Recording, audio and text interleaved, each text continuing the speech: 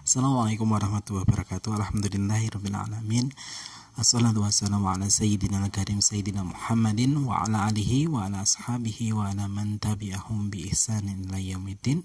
Amma ba'du. Alhamdulillah, pada kesempatan hari ini kita akan melanjutkan kajian kita terhadap kitab Arba'in Nawawiyah dengan mensyarikan dari sarah yang ditulis oleh Dr.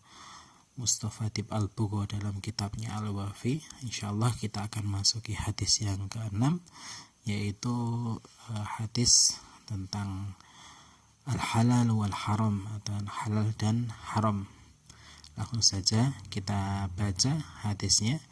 An Abi Abdillah ibn Nu'man ibn Bashir radhiyallahu anhuma, dari Abu Abdullah, kunyah beliau adalah Abu Abdullah, namanya Nu'man bin Bashir radhiyallahu anhuma. Kenapa radhiyallahu anhuma? Kita kemarin sudah mempelajari, karena seorang sahabat yang bapaknya juga sahabat, muslim sahabat, maka kita mendoakan keduanya dengan mendoakan radhiyallahu anhuma. Nu'man bin Bashir ini adalah Nu'man bin Bashir bin Sa'ad bin Sya'labah bin Jalas bin Zar bin Malik Al-Akhir Al-Azhari Al-Khazraj. Jadi Nu'man bin Bashir ini adalah bayi pertama yang lahir setelah hijrah Nabi Muhammad SAW dari kalangan Ansor.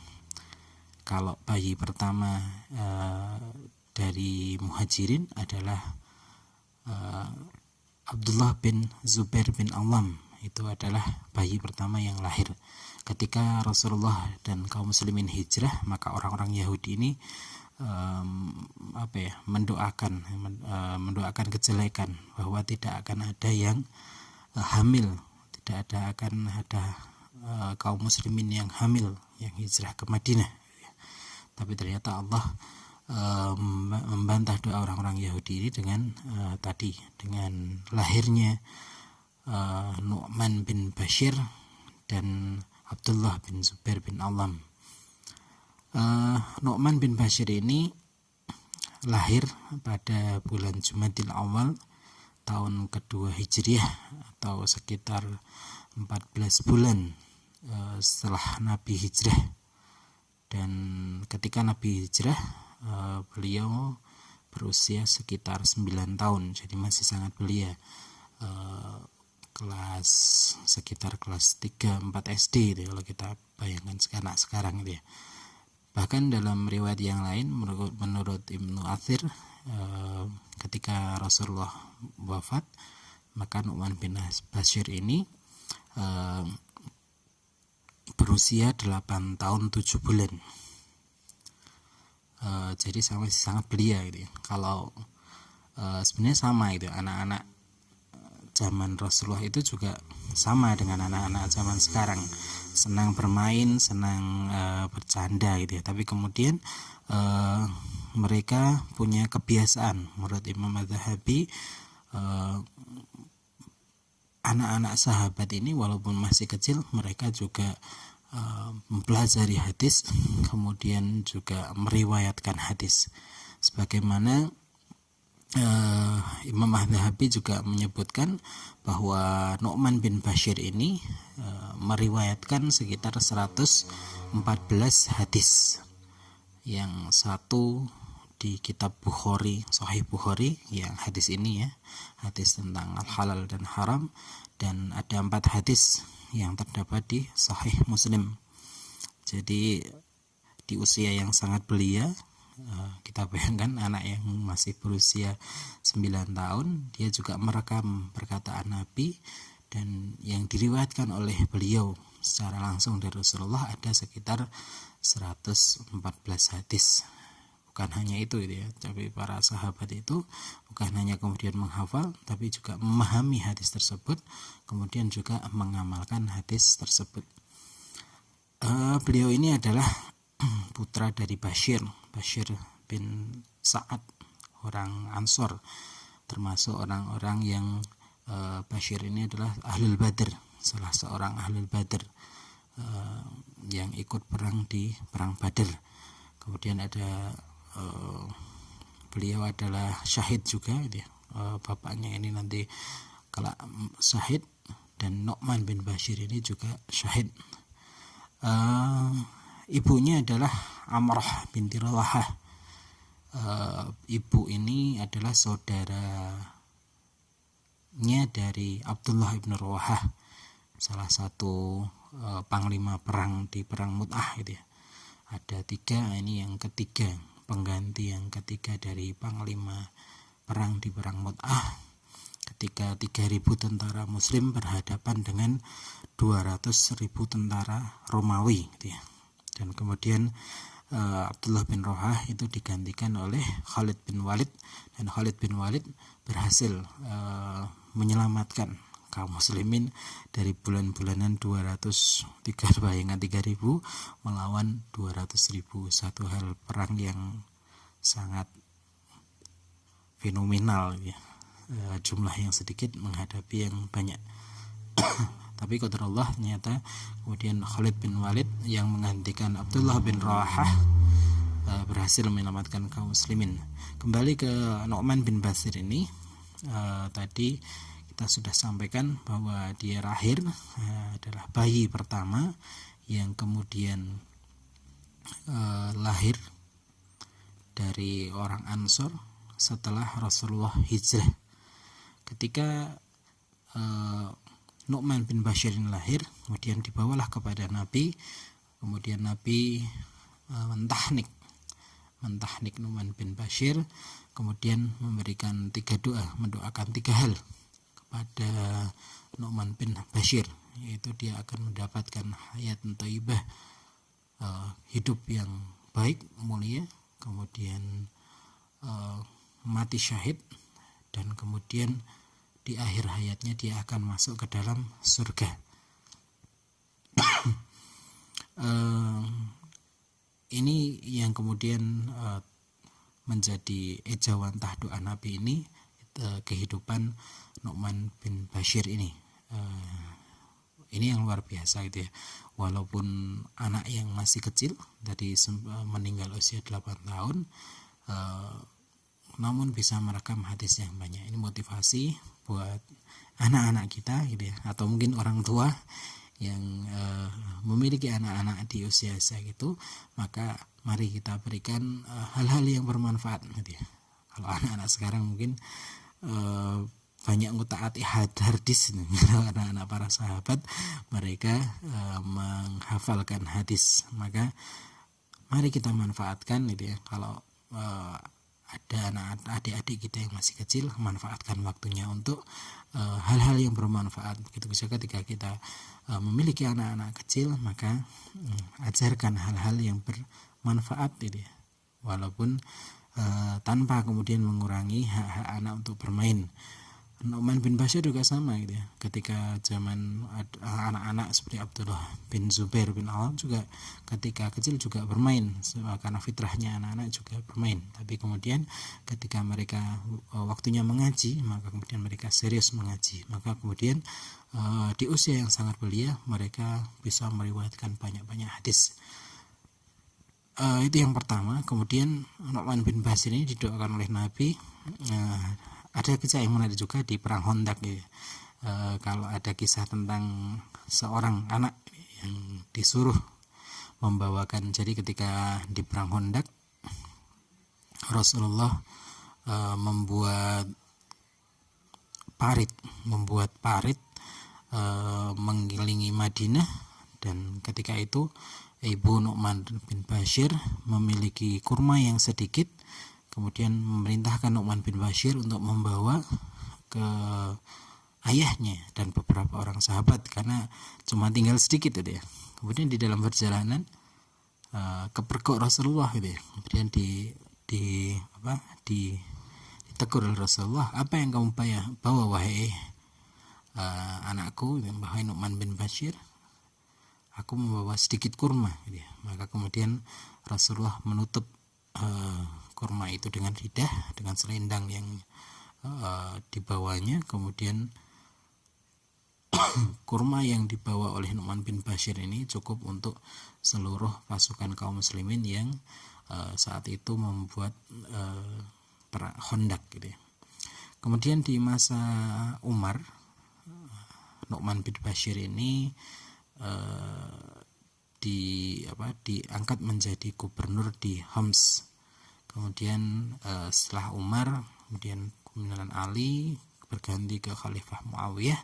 Maka kemudian ketika beliau Muawiyah menjadi khalifah, maka Nu'man bin Bashir ini menjadi gubernur di Kufah, juga menjadi qadi Mahkamah Agung gitu ya, hakim agung di Dimashq atau Damaskus. Kemudian terakhir dia menjadi gubernur di kota Homs. Menarik ketika doanya itu ya, tadi hayat untuk ibah hidupnya penuh dengan kebaikan dan kemuliaan. Ketika di masa Muawiyah, setelah selesai kekhalifahan Muawiyah meninggal, kemudian digantikan oleh Yazid bin Muawiyah, anak Muawiyah bin Abu Sufyan. Terjadi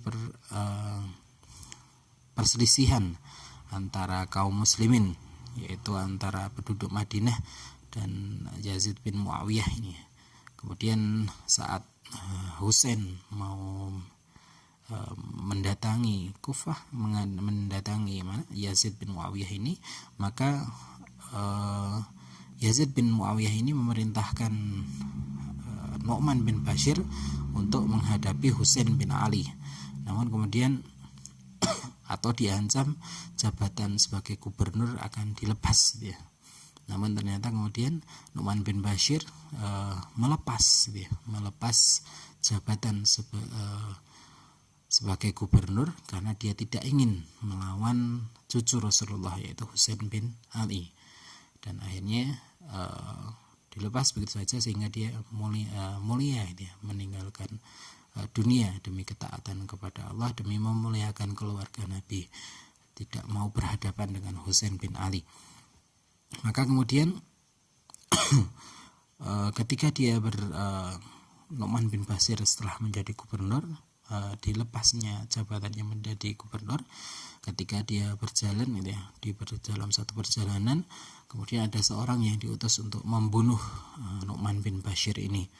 Ada seorang, kemudian orang yang diutus ini berpura-pura ingin bermakmum untuk sholat di belakang Nu'man bin Bashir. Orang tadi ingin membersamai safarnya Nu'man bin Bashir, kemudian bermakmum kepada Nu'man bin Bashir, tapi ternyata kemudian menusuk Nu'man bin Bashir dari belakang, dan akhirnya Nu'man bin Bashir ini wafat pada tahun 64 Hijriah, ada yang mengatakan 65 Hijriah, Allahu a'lam. Itu sahabat yang meriwayatkan hadis ini, yaitu Nu'man bin Bashir, sahabat yang walaupun masih kecil tapi luar biasa, usia 8-9 tahun sudah, kemudian ketika Rasulullah meninggal beliau sudah meriwayatkan sekitar 114 hadis.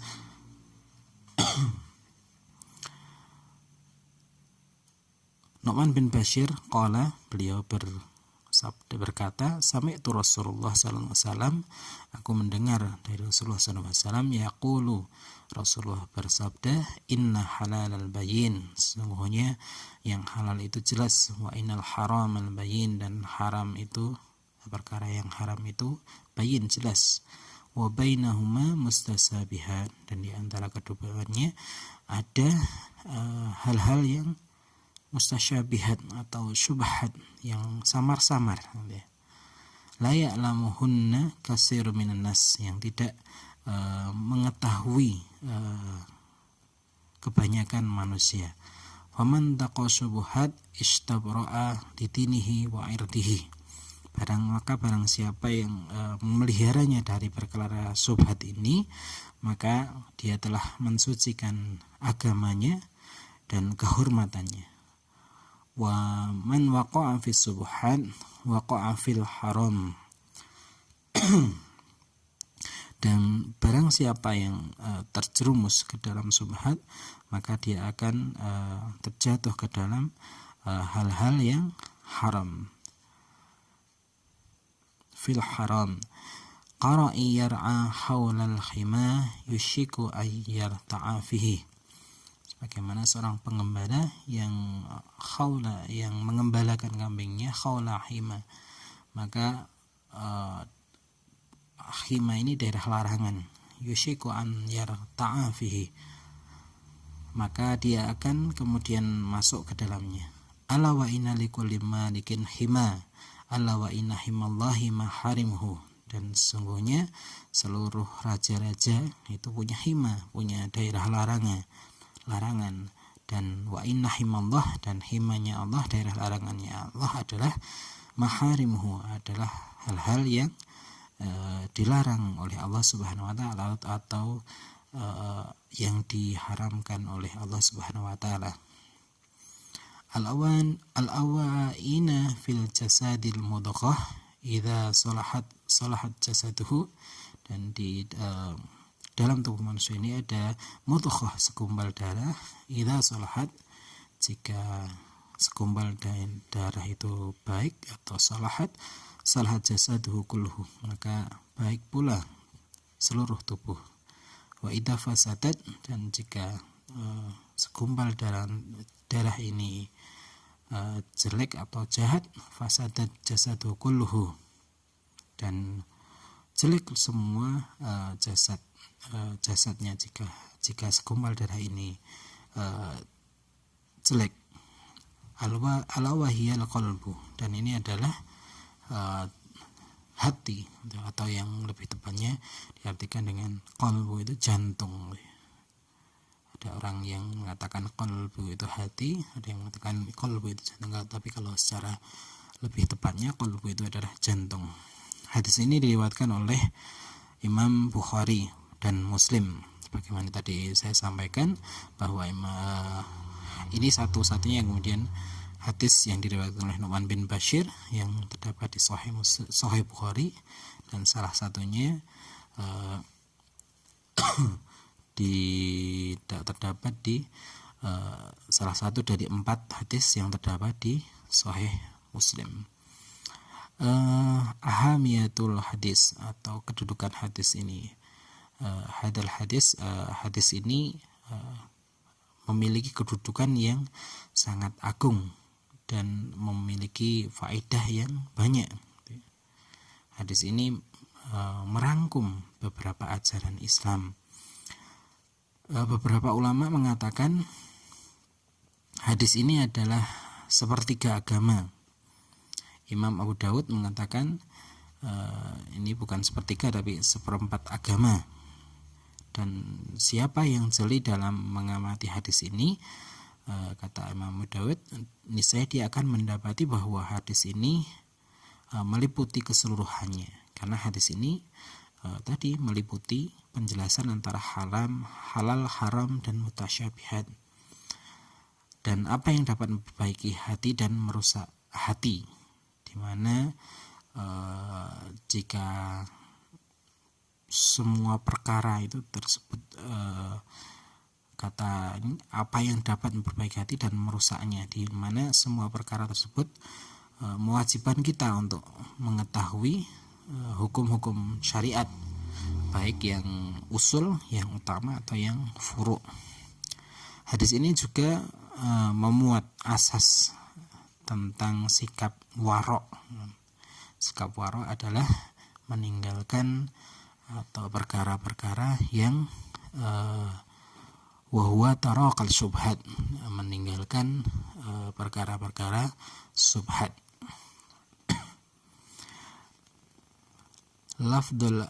Lughatul hadis atau bahasa hadis ini, yang pertama adalah bayin. Bayin ini adalah tadi di hadis bayin ini jelas segala perkara yang ditetapkan Allah dan Rasulnya, atau ijma kaum muslimin, atas kehalalan atau keharaman suatu perkara. Kemudian lafal yang kedua adalah mutasyabihat. Apa itu mutasyabihat?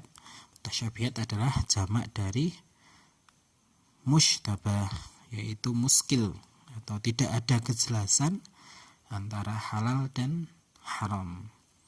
Kemudian lafal berikutnya adalah la ya'lamuhumma. La ya'lamuhumma artinya adalah tidak diketahui pasti hukumnya karena adanya pertentangan dalil, mungkin terkadang seperti halal dan kadang juga menyerupai haram gitu ya. Maka dinamakan ini la ya'lamuhumma karena tadi orang-orang awam tidak mengetahui. Kemudian lafal berikutnya adalah ittaqas subhat, artinya menjauhinya atau membentengi dirinya dari subhat dengan menjaga dan memelihara dirinya. Kemudian lafal berikutnya istabra'a lidinihi wa irdihi, maka terlepas dan dapat menjaga kehormatan dari segala fitnah serta memelihara agama dari kekurangan. Hal ini disyaratkan pada hubungan manusia dengan Allah Azza wa Jalla. Kemudian lafal berikutnya adalah waqa'a fis subhat, terjatuh atau terjerumus ke dalam subhat. Ada yang dari satu hal, satu sisi menyerupai halal dan dari sisi lain menyerupai yang haram. Ini waqa'a fi subhat. Kemudian lafal berikutnya adalah al-hima. Al-hima, al-mahma, yaitu daerah yang bukan kekuasaannya. Kemudian ada yang mengatakan apa yang berada dalam kekuasaannya atau menjadi wakil dari tanah yang dibolehkan bagi sekawanan hewan para mujahid, sedangkan selain itu dilarang. Kemudian lafal berikutnya ada yushiku, artinya cepat-cepat atau hampir mendekati, yushiku. Kemudian ada ayyarta'a fihi, artinya adalah hewan gembalaan makan darinya dan berdiam diri untuk makan di dalam hima tadi. Kemudian maharimuhu adalah maksiat atau kemaksiatan yang diharamkan Allah Ta'ala. Kemudian yang terakhir ada lafal mudghah. Mudghah ini adalah sepotong daging seukuran kunyahan mulut. Kalau kita makan kemudian kita mengunyah daging, maka itu dikatakan mudghah. Kemudian kita masuk ke isi fikihul hadis wa ma yursadu ilaihi, dan apa yang hikmah yang terdapat di dalamnya. Kemudian hikmah yang pertama atau isi hadis yang pertama adalah al halalul bayyin wal haramul bayyin wa bainahuma umur mustasyabihat. Itu ada halal itu jelas dan haram itu jelas, dan di antara keduanya terdapat syubhat atau perkara-perkara yang samar-samar. Qala An-Nawawi, berkata Imam Nawawi rahimahullah, bahwa segala sesuatu itu terbagi menjadi 3 bagian. Yang pertama adalah, kata Imam Nawawi, ini adalah perkara yang jelas kehalalannya, tidak tersembunyi kehalalannya, seperti seorang yang makan roti, berbicara, berjalan, dan lain sebagainya. Kemudian menurut Imam Nawawi yang kedua adalah yang jelas-jelas haram, contohnya meminum khamar, berbuat zina, dan lain sebagainya. Kemudian subhat maknanya adalah perkara ini belum jelas akan halal dan haramnya. Oleh karena itu kebanyakan manusia tidak mengetahuinya. Adapun para ulama mengetahui hukumnya dengan nas atau qiyas. bila terjadi keraguan tentang halal atau haramnya, sedangkan tidak terdapat nas dan ijma, maka para mujtahid beristihad menetapkan hukumnya sehingga menemukan dalil syariatnya.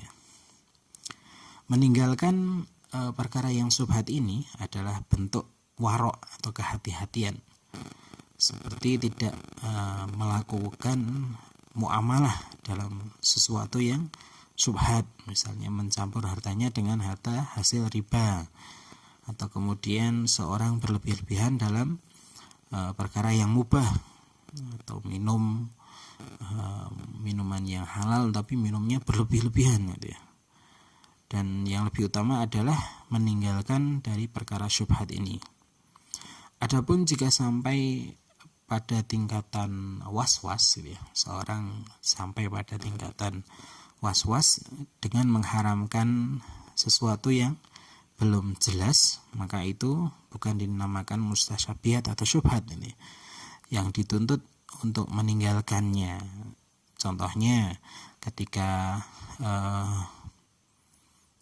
seseorang tidak memilih, di sini dituliskan seorang yang tidak memilih menikahi perempuan di suatu negeri yang besar karena takut menikahi perempuan yang masih mahramnya. Misalnya di satu kota gitu ya, ada wanita yang sebenarnya adalah mahramnya dan orang ini tidak tahu gitu ya. Ada satu orang wanita di sebuah kota yang sangat besar gitu ya. Kemudian yang wanita itu adalah mahramnya satu orang gitu ya. Tapi kemudian dia memilih untuk tidak menikahi semua wanita yang dari kota itu, maka ini bukan perkara yang tadi gitu ya. Bukan perkara meninggalkan syubhat ini, tapi ini adalah masuk ke dalam was-was tadi. Atau misalnya contoh yang lain yang dituliskan ini adalah tidak menggunakan air yang berada di padang pasir lantaran boleh jadi terkena kotoran najis. Nah, ini bukan termasuk, misalnya ada air di genangan di padang pasir, kemudian kita tidak mau menggunakannya karena takut ini ada najisnya, maka ini bukan termasuk perkara warok gitu ya, melainkan hanya bisikan setan atau was-was tadi. Kemudian hikmah yang kedua adalah pembagian dari mustasyabihat. Al-mustasyabihat aqsamu atau dibagi menjadi beberapa hal. Imam Ibnu Mudhir membagi perkara syubhat ini menjadi 3 bagian. Yang pertama adalah suatu yang telah diketahui keharamannya. Kemudian terdapat keraguan apakah hal ini lebih cenderung pada halal atau haram. Maka ini tidak boleh ya, membuat satu kesimpulan kecuali sudah diyakini benar-benar halal dan haramnya. Misalnya seorang yang menyembelih seekor kambing gitu ya, kemudian sembelihannya ini bercampur dengan hewan yang mirip gitu. Yang 2 ekor kambing, yang salah satunya disembelih atas nama Allah gitu, yang menyembelih, kemudian yang satu lagi tidak disembelih atas nama Allah gitu ya. Maka ini ada hal yang haram, yang tidak disembelih tidak atas nama Allah ini adalah haram. Kemudian ini harus dipastikan dulu gitu ya, mana yang kemudian disembelih atas nama Allah dan yang disembelih tidak atas nama Allah. Ini baru harus dijelaskan terlebih dahulu. Kemudian yang kedua, kebalikan dari yang pertama, yaitu perkara yang halal tetapi terdapat keraguan bahwa hal itu menjadi haram. Misalnya seorang istri yang ragu dalam hal talak gitu, aku sudah ditalak apa belum gitu, ragu-ragu gitu ya. Juga seperti ragu dalam hadas sesudah kita yakin benar-benar bersuci gitu ya. Kita sudah berwudu tapi ini kentut apa enggak ya, kita ragu-ragu. Maka hal ini tidak berpengaruh, artinya hukum asalnya kembali ke hukum asalnya bahwa kalau seorang sudah berwudu ragu-ragu kentut apa belum, maka itu dihilangkan itu was-was gitu ya. Maka kembali ke tadi ke hukum awalnya, halal atau boleh. Kemudian yang ketiga adalah sesuatu yang ragu akan keharaman atau kehalalannya secara seimbang. Jadi ini seimbang antara halal dan haramnya ini. Maka yang lebih utama adalah menghindarinya, seperti yang dilakukan oleh Rasulullah SAW suatu saat ketika Rasulullah memakan kurma yang terjatuh, ya, yang hadis ini diriwayatkan oleh Imam Bukhari dan Muslim, di mana Rasulullah SAW ketika kembali kepada rumahnya kemudian mendapati satu butir kurma jatuh di atas ranjangnya, lalu kemudian Rasulullah memungut dan memakannya. Tapi Rasulullah khawatir ya, tamar ini atau kurma ini apakah kurma sedekah, di mana kita tahu bahwa sedekah Rasulullah itu diharamkan, Rasulullah dan ahlul baitnya diharamkan menerima sedekah itu ya. Maka kemudian Rasulullah memuntahkannya. Ini ada pembagian syubhat tadi. Yang pertama jelas haramnya, kemudian ada yang meragukan dengan perkara yang halal, maka ini harus jelas dulu mana yang halal mana yang haram. Kemudian yang kedua perkara yang halal tapi ada yang meragukan dari yang haram, maka ini tidak mengganggu dari yang pertama tadi, dari kehalalannya. Kemudian yang ketiga seimbang ya, antara keraguan-raguan akan keharamannya dan kehalalannya. Maka ini kemudian yang lebih utama adalah menghindarinya, sebagaimana tadi yang dicontohkan oleh Rasulullah, di mana kemudian ini ragu akan satu makanan antara haram dan halalnya ini seimbang, maka kemudian Rasulullah memilih untuk memuntahkannya. Kemudian yang ketiga atau hikmah yang ketiga adalah aqwalus salaf fi tarkis subhat, atau pendapat para salaf dalam meninggalkan subhat. Yang pertama adalah dari Abu Darda. Qala Abu Darda radhiyallahu anhu mengatakan, yaitu kesempurnaan ketakwaan adalah ketika seorang hamba bertakwa kepada Allah sampai dia berhati-hati dalam hal sekecil apapun, kemudian meninggalkan sebagian dari yang dia pandang sebagai sesuatu yang halal lantaran khawatir atau takut terjerumus dalam sesuatu yang haram. Ini adalah tameng antara dirinya dengan sesuatu yang haram. Jadi menurut Abu Darda, perkara syubhat ini adalah tameng antara dirinya dengan sesuatu yang haram. Maka kesempurnaan ketakwaannya adalah meninggalkan hal-hal yang syubhat tadi agar tidak terjerumus ke dalam hal yang haram. Kemudian perkataan yang kedua adalah perkataan Hasan al-Basri. Dia mengatakan orang yang bertakwa adalah yang selalu berhati-hati sampai dia banyak meninggalkan sesuatu yang halal lantaran takut pada yang haram. Jadi menurut Hasan al-Basri, seorang yang bertakwa itu adalah orang yang berhati-hati sampai kemudian menghilangkan sebenarnya itu boleh atau perkara-perkara mubah untuk karena takut masuk atau takut pada yang haram. Kemudian perkataan salaf yang ketiga adalah perkataan Imam Ats-Tsauri.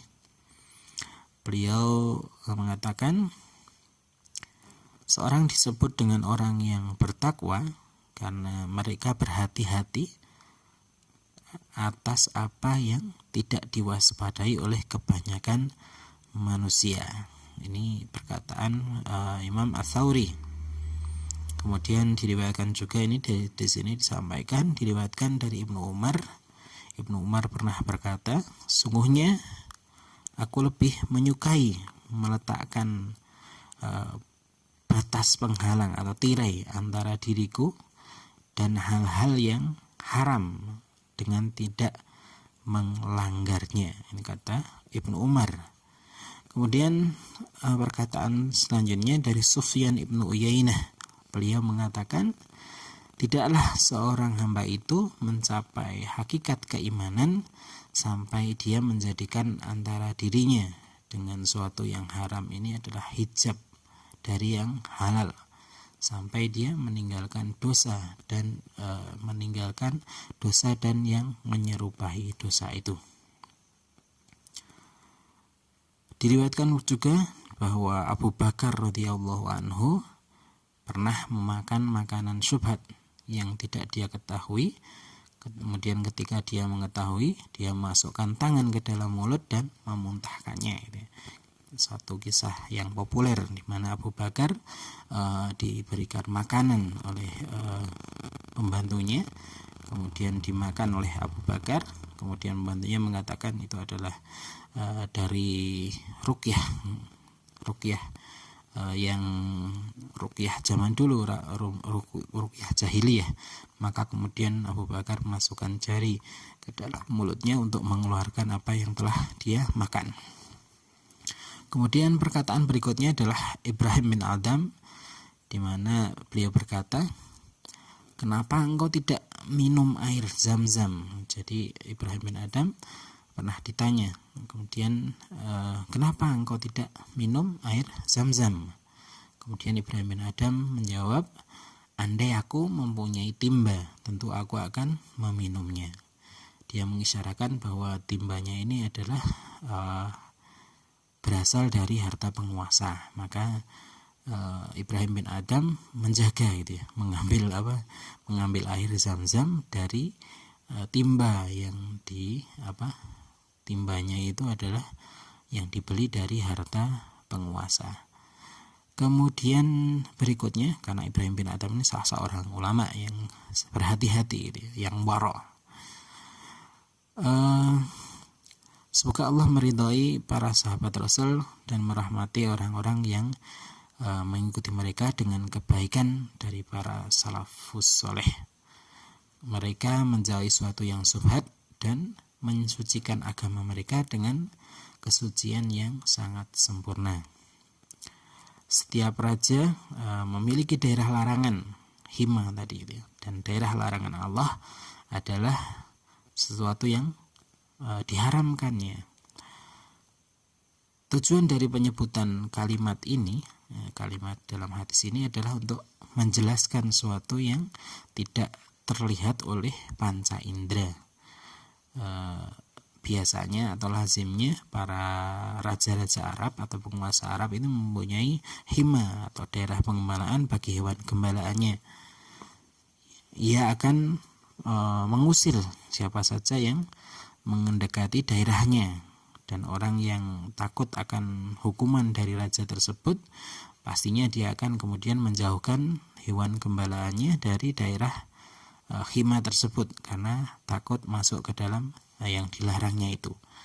Namun orang yang tidak takut akan hukuman raja tadi, maka ia akan mendekati daerah larangan tersebut dan mengembala di sekitar tempat larangan tersebut. Maka ketika hewan gembalaannya itu ada yang masuk ke daerah tersebut, maka dia tidak sadar, sedangkan dia tidak sadar, maka dia akan dihukum karena tindakan hal tersebut. Kita tahu seorang mengembala hewan, walaupun ada larangannya mungkin dilarang masuk gitu, tapi kan hewan nggak bisa baca gitu ya. Hewan tidak bisa baca tetap masuk gitu ya. Nah, ini seorang yang memelihara mengembala kambing di sekitar atau di sekitar tanah larangan, maka kemungkinan besar maka dia akan masuk dan dia akan mendapatkan hukuman dari raja tadi. Dan Allah memiliki wilayah larangan gitu ya. Yang dilarang, yang wilayah larangan Allah ini adalah perbuatan maksiat dan hal-hal yang diharamkan oleh Allah Subhanahu wa taala.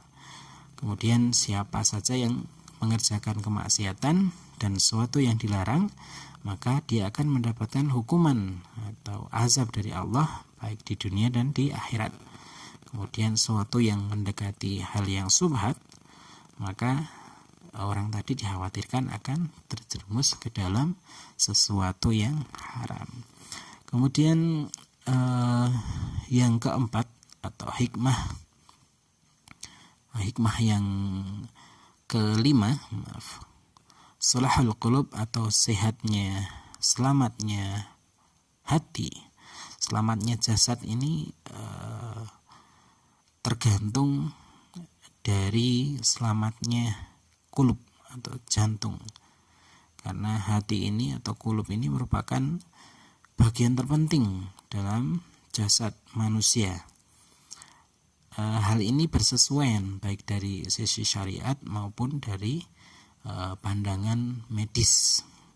Jantung secara zahirnya ini atau kulub secara zahirnya adalah merupakan sumber kehidupan manusia, di mana jantung ini memompa darah ke dalam seluruh bagian tubuh manusia.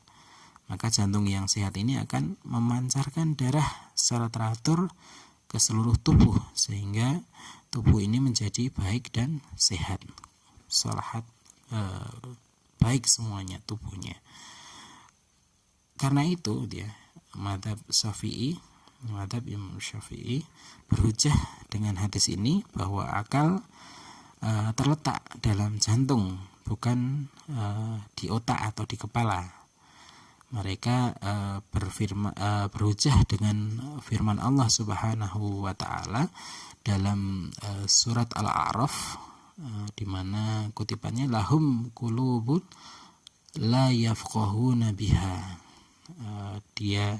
Mereka memiliki hati tetapi tidak dipergunakan untuk memahami ayat-ayat Allah Subhanahu wa taala. Jadi akal itu menurut mazhab Syafi'i terdapat di kulub, di hati gitu. Sedangkan kalangan ahli filsafat dan ahli ilmu kalam juga berpendapat demikian. Sedangkan pendapat Hanafiyah ini berpendapat bahwa akal itu terletak dalam otak. Hal ini sebagaimana yang disebutkan oleh karangan dokter.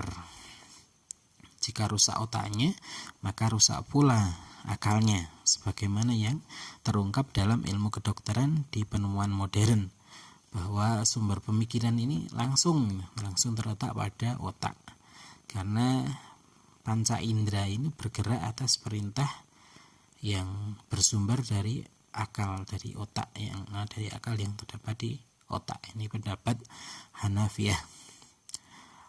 Meskipun demikian, sungguhnya jantung ini atau kulub ini tetaplah merupakan sumber kehidupan bagi organ lainnya, termasuk diantaranya adalah otak gitu ya. Apa ayat Al-Quran ini menisbatkan akal kepada jantung, karena jantung ini merupakan sumber yang jauh, yaitu wilayah batin, sementara otak merupakan sumber yang dekat secara langsung atau otomatis berhubungan dengan pemikiran manusia. Adapun yang dimaksud dalam kulub dalam hadis ini adalah secara maknawi, yang maksudnya adalah kebaikan jiwa yang terpancar dari dalam ruh, yang tidak dapat diketahui oleh seorang pun selain Allah Ta'ala. Ini adalah merupakan suatu yang sir atau rahasia. Disebutkan dalam kitab Al-Ma'in ala Tafhamul Arba'in karya Ibnu Mulaqan Asy-Syafi'i, bahwa keselamatan hati itu terdapat dalam 5 perkara, yaitu adalah yang pertama membaca Al-Quran yang dengan tadabbur, kemudian yang kedua banyak berpuasa, kemudian yang ketiga mendirikan sholat malam, kemudian yang keempat berdoa pada waktu sahur, dan yang kelima adalah duduk bermajelis dengan orang-orang yang soleh.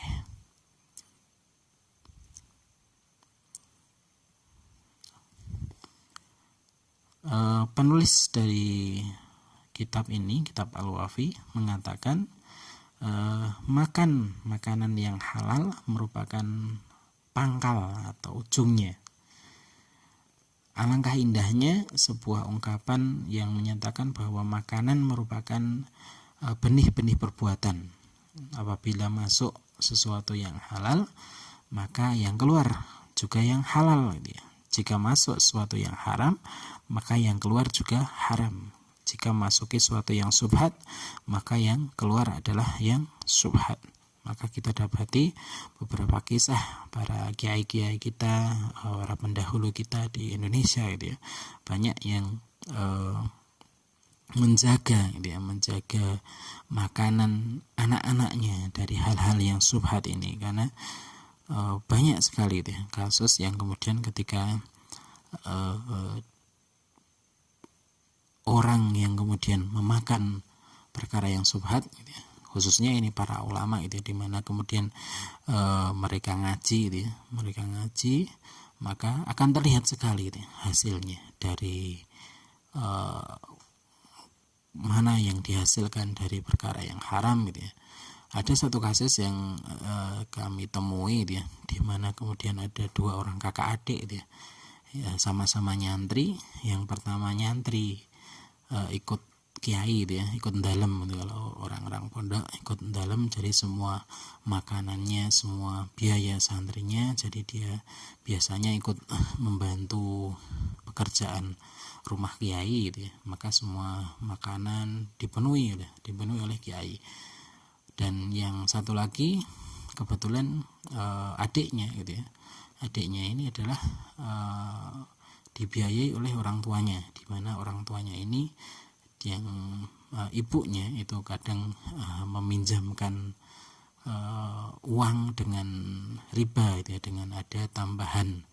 Maka ini ketika kembali ke masyarakat antara adik dan kakak ini ternyata memiliki dua hal yang berbeda itu ya, dua kalau orang Jawa mengatakan labete gitu, dua labet yang berbeda dari ngajinya ini. Makanya apa yang disampaikan oleh Dr. Mustafa Atib ini sungguh menarik gitu ya. Makan makanan yang halal adalah pangkal dari kebaikan hati, sebagaimana yang disampaikan oleh Allah Subhanahu wa taala dalam Al-Qur'an surat Asy-Syu'ara. Ini hati yang selamat ini ada tanda alamatnya, yaitu tanda alamat keberuntungan di sisi Allah Subhanahu wa taala, Allah Azza wa Jalla, sebagaimana yang disampaikan oleh Allah Subhanahu wa taala dalam surat Asy-Syu'ara ayat ke-88 dan 89. A'udzubillahi minasyaitonirrajim. Yauma la yanfa'u malun wala banun illa man atallahu biqalbin salim. Yaitu hari di mana harta dan anak-anak itu tidak berguna kecuali orang yang menghadap Allah Subhanahu wa taala dengan qalbun salim, dengan hati yang bersih. Nabi SAW dalam doa beliau mengucapkan, Allahumma inni as'aluka qalban saliman. Ya Allah, sungguhnya aku minta kepadamu hati yang selamat. Imam Nawawi mengatakan sungguhnya mencapai kebaikan hati adalah dengan selamatnya hati dari penyakit-penyakit batin seperti menipu, iri, dan hasad, pengecut, bakhil, sombong, merasa hebat, riya, pamer, makar, rakus, tamak, serta tidak ridho dengan ketetapan takdir Allah Subhanahu wa taala. Sedangkan menurut Imam Ibnu Rajab, dia mengatakan hati yang selamat adalah hati yang suci dari berbagai macam keburukan dan kejelekan. Hati yang di dalamnya tidak terisi selain kecintaan kepada Allah dan takut, khauf kepadanya, takut atas apa yang dapat menjauhkan dari Allah Subhanahu wa taala. Hasan Al-Basri mengatakan kepada seorang, obatilah hatimu, sesungguhnya kebutuhan Allah